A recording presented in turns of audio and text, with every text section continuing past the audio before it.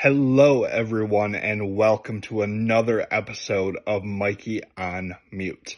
Hopefully you can hear this. I have struggled with this microphone for the last hour and a half. I'm getting very frustrated, and hopefully this is working for you. So, again, as always, I am Mikey on Mute. Full disclosure, I am not a licensed therapist. I'm just a guy that's talking out his feelings, and hopefully it resonates with you. If it does, awesome. Let's open up that conversation. Welcome to episode 3, turning my mind into a file cabinet. Because apparently I just want to make the weirdest and longest show titles possible for you. When we last chatted, everybody, I was stuck. I couldn't talk to the person I was with, and I couldn't talk to anyone else. Very much stuck in that rock and hard place. Where to go? So, honestly, what better time than being completely stuck for one of the worst, most defining moments of my life to happen? For this part of the story, we need to take a step back from one main character as we focus in on another.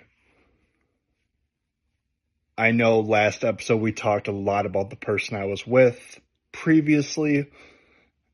This episode is kind of in the middle of the story, so I want to make sure that it gets included as chronological as I can.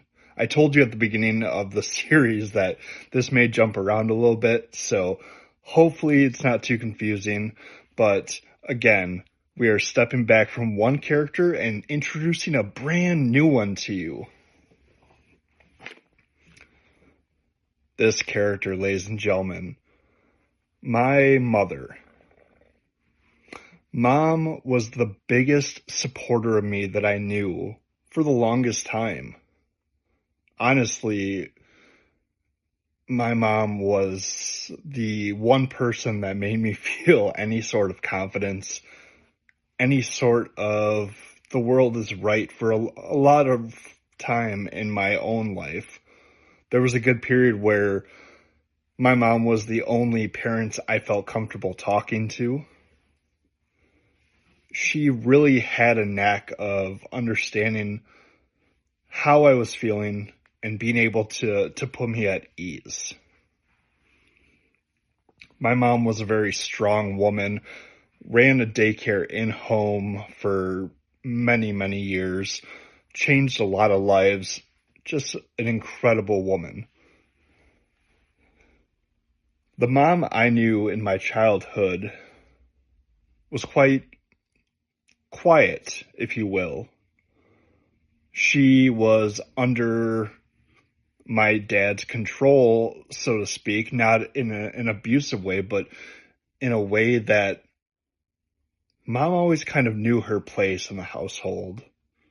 It's sad to look back on, but it just always felt like mom knew to be the quiet one. Mom knew to be the supportive one, and it seemed to only be with me because there were a lot of times in life where I was not privy to a lot of what was going on. I get that most of us are not privy to all the information that our parents have and are talking about, but it really seemed like mom was out to protect me, and to do that, she kept me in the dark on a lot of things I still, to this day, don't know. But yeah, I mean, up until the age of 15, I watched my mom be wife and homemaker and run this daycare. And at that point, my parents did separate and get a divorce. It happens with a lot of people. There are situations that aren't really super privy to this part of the story. There, was definitely some people stepping outside of the marriage.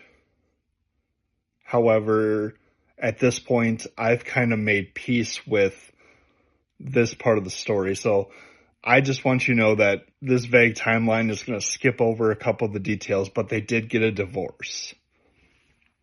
When my parents divorced, my mom had recently, within the last few years beforehand, purchased a separate house to do daycare out of. After doing daycare in our own home for quite over a decade, Mom wanted to have its own space, so she bought a house specifically to do daycare in, a small one-bedroom house. And so when the divorce happened, Dad decided to sell our home, and Mom was forced to move into this daycare house. I couldn't move with Mom because it was a one-bedroom house, so I moved with Dad to an apartment. But one thing that came from this divorce and this move into the daycare house was I got to see my mom almost reborn. I got to start to see her learn who she truly was. One of my favorite pictures of her is a glamour shot style picture of her, and she went and got her hair done and her makeup and just took some photos to really feel like that strong, independent person that I don't think she felt for decades before that. It's crazy to me that at this exciting moment for Mom to learn who she was, at the same time that I'm becoming an adult and figuring out who I am, it seemed really unfair that in February of 2009, my mom was diagnosed with brain cancer. That one hit us pretty damn hard.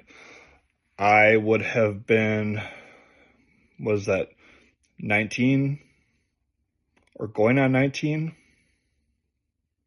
No, I was 19 going on 20. Had to think back. Oh, the memory's first going to go, folks. 19 going on 20. And I had previously had friends who had relatives that got cancer and understood what it was. And I had some distant relatives as well. But it wasn't until Mom got diagnosed that it really started to sink in the effect that it can have. And here was this woman who was just learning who she was, building her strength back up, her self-confidence, my number one support system. And suddenly, we got that news. Mom had always had headaches, but was very stubborn to just take medicine and kind of ignore it. You know, headaches happen, they'll go away. We're not quite sure how long it had been going on before it had gotten so bad Mom had to get it checked out, and that led to the diagnosis in 2009. The decision was made pretty quickly to do surgery to try to remove the tumor. Unfortunately, where the tumor was, the surgery could only remove about 90 to 95% of it. They couldn't cut into the rest without a severe risk of cutting into some vital parts of her brain. And so they were like, hey, we went in there, we removed what we could, about 90 to 95%. They said kind of, you can do some chemo if you'd like, but really we're trying to look at, 6 to 9 months realistically. The way the doctor phrased it was he looked at us and said, I don't know if your mom's going to make it to Christmas this year. That's a weird thing to hear, no matter the time, no matter what point in your life, but here I am, not even 20 years old, and it's still winter. This is, the Midwest, so it's February, there's still snow outside. Winter still feels fresh, but to hear that Mom might not make it to the next winter, there was no easy way to process that information. It was so strange, and when the chemo wasn't really working. It was making mom more sick than anything. We kind of chose quality over quantity and stopped that and said, hey, let's kind of let things take its course. We want mom to have an enjoyable few months of life instead of being sick in the last couple months to give her a couple extra weeks at this point. So here we were trying to figure out how to navigate life now with mom having brain cancer. It was strange because mom was still mom. She still sounded like mom and everything like that, but there was this weird dark cloud that none of us could get rid of. And how do you? There's no way. When a medical professional tells you that person has a timeline, once there is a number attached to it, things get really weird and perspective kicks in really, really quickly. I was not ready at not even 20 years old to think that I had less than a year left with mom. We had tried to have her stay in the house that she was in, but pretty quickly, the part of the tumor that was still there was pushing on the part of the brain that did not allow her to keep her balance. Mom was tripping a lot and falling, and it was getting to a point that we thought it was going to be best to put her in an assisted living apartment. So we did that, put her into an assisted living apartment where she could mainly live independently, but there was someone there to check in. Mom had gone in for a checkup, realized that the tumors had come back basically triple the size. They were pushing on the brain even more. She was falling to the point that she was really hurting herself. And we knew that she couldn't keep living that way. So then you come to another crossroads in your life where you have to decide, how do I tell mom that the best choice here is to go to a nursing home? You can't. I mean, it's such a hard conversation to have. You can't just bring it up. You are basically telling this person that raised you, this person that gave you life and walked you through all your major milestones. This is the person that taught me how to walk. This is the person that changed my diapers. This is the person that taught me all of my early life skills. And now I have to help decide and tell her that she can no longer live as an independent person. Then you do research on it and try to figure out the best, what is going to be best, what's covered by insurance, how much is it going to cost after insurance, what do they provide, what's the location, ratings, and you have to go through all these weird criteria, and it's a really messed up point where you have to basically shop for a home for a person that can't live for themselves. And so my oldest sister, who is 14 years older than me, kind of took that load and made a lot of those decisions that I, at that age, was not really ready to help mom make. And so I was appreciative to have the guidance of an older sibling to tell me, hey, we're going to go here. Mom wound up in a nursing home in the town that I went to high school in. Good area at the time. I knew the people. It was about 2 buildings down from my middle school. So really, it felt right to kind of go back to that town once we knew mom had to go somewhere. The staff, every time we visited, was super helpful, super friendly. At first, Mom hated it. Mom was very stubborn. I get a lot of my stubbornness from my mom. But she didn't like having people wait on her, didn't like not being able to leave and go drive somewhere. She had to find happiness in things like the nursing home hair salon. This is not somewhere you're going to go to get an extremely nice high-end haircut. But it did give Mom the ability to get a perm. And if there's one thing my mom loved, it was a good perm. So she had to kind of come up with a few different priorities and readjust that in her life.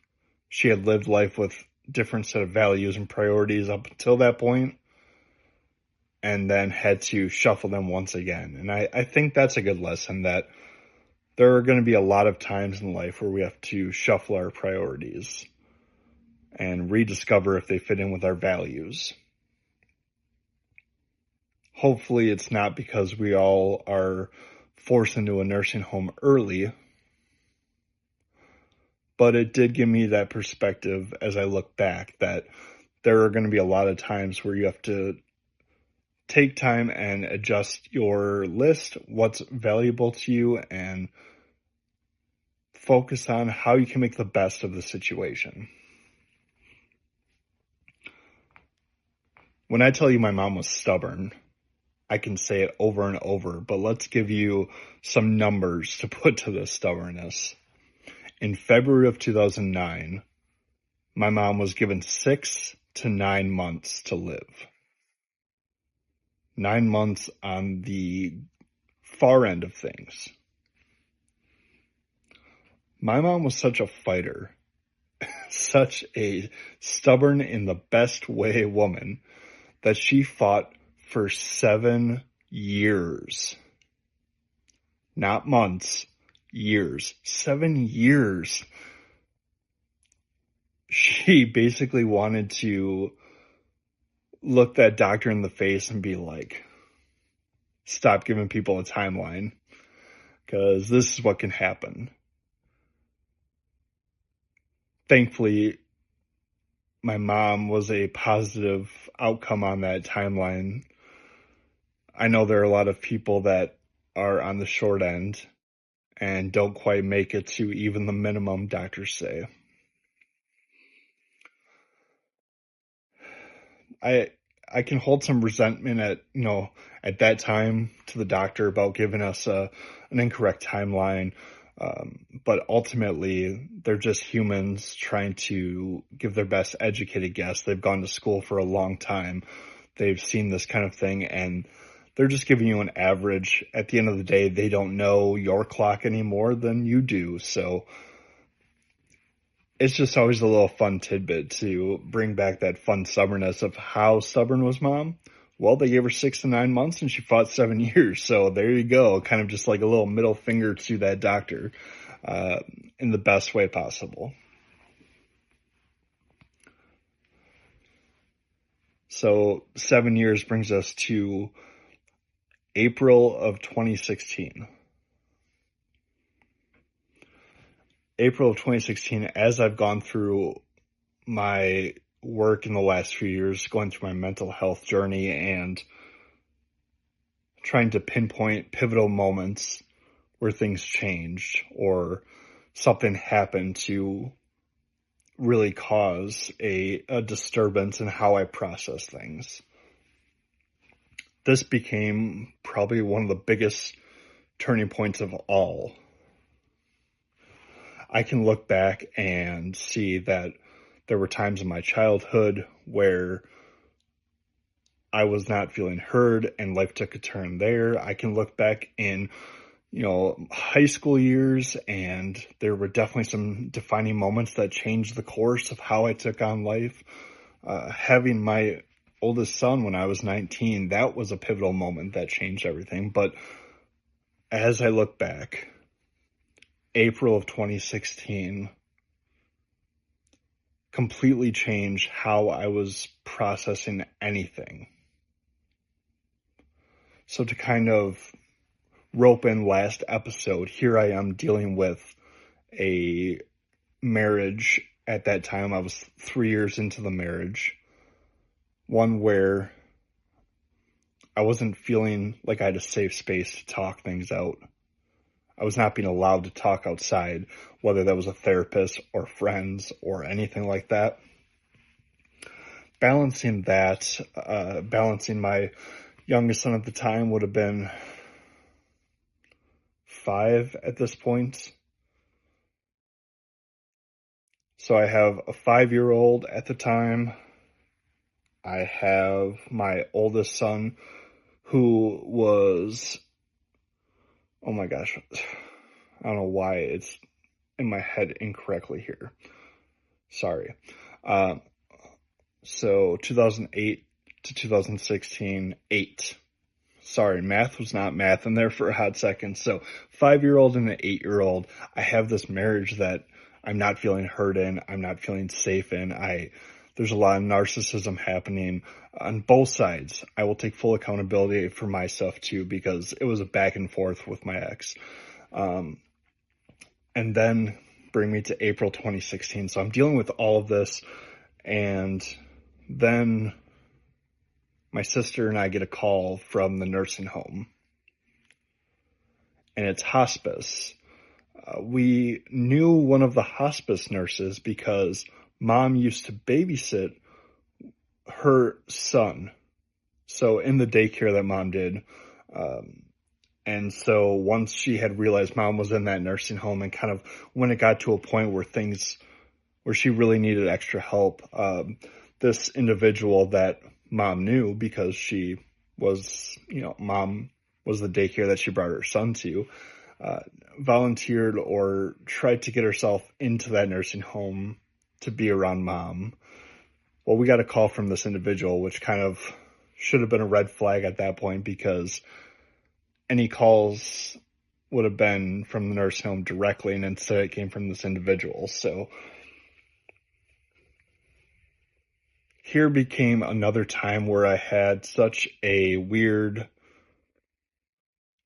inkling that something was off, and had to deal with another timeline, because I had dealt with 6 to 9 months. It had been 7 years. Yeah, mom was struggling. It was hard going to visit her and watching her forget and have to struggle with memory, not know who I was sometimes. She had these fantasies that I was impregnating different nurses and often marrying them. And it was just very interesting to hear these stories come out of mom's mouth, because she had no idea what was going on. And it was difficult, but she was still there. And then this phone call happened, and we got a timeline of, hey, it's probably going to be in the next 24 hours.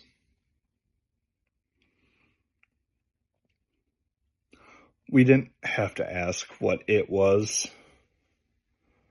This was something we were preparing for the last 7 years, after all. I have to laugh because there's no way to handle that, just like getting a timeline from the doctor all over again. But now you get a very much shorter one.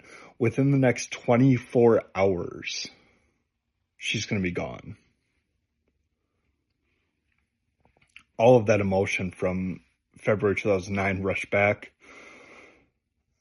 trying to process the idea that within the next day, my number one support system, the person who believed in me and taught me how to believe in myself, the one who gave me hope, was not going to be there anymore.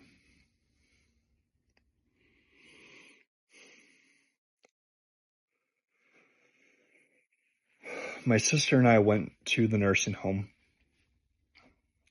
and when we got there, mom didn't have her eyes open, still breathing. She couldn't open her eyes. She couldn't talk.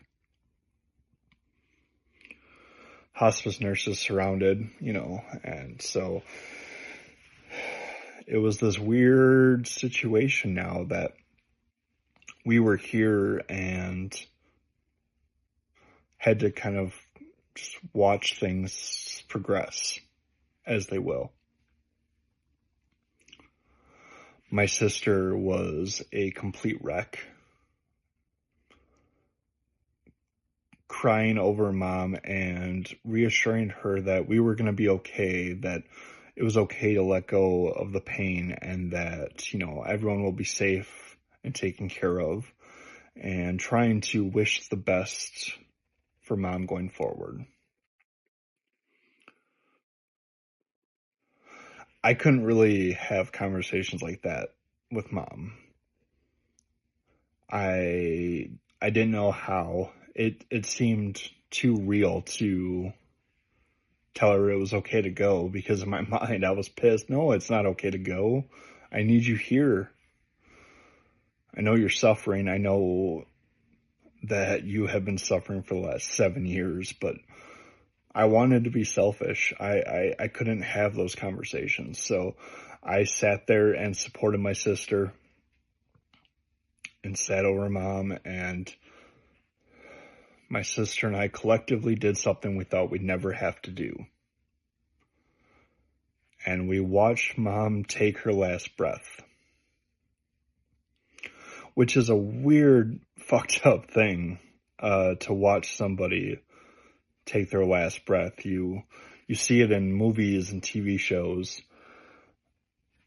and it's not something you typically come across in real life. Because it was just very much, Mom took a breath and didn't finish it.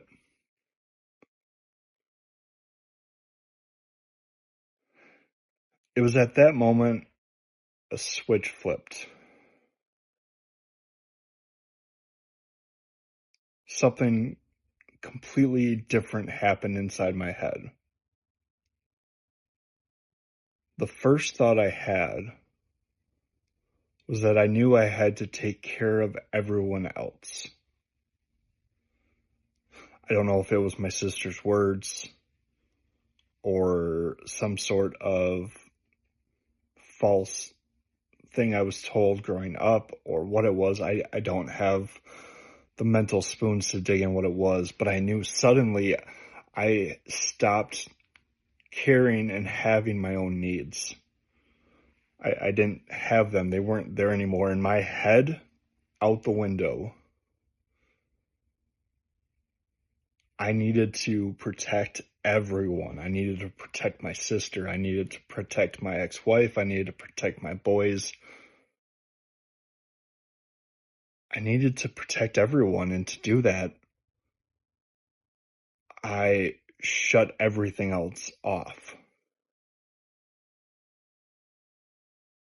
Everything I was feeling about Mom and what I just witnessed was put away into a file cabinet. And honestly, I haven't even began to unlock that file cabinet.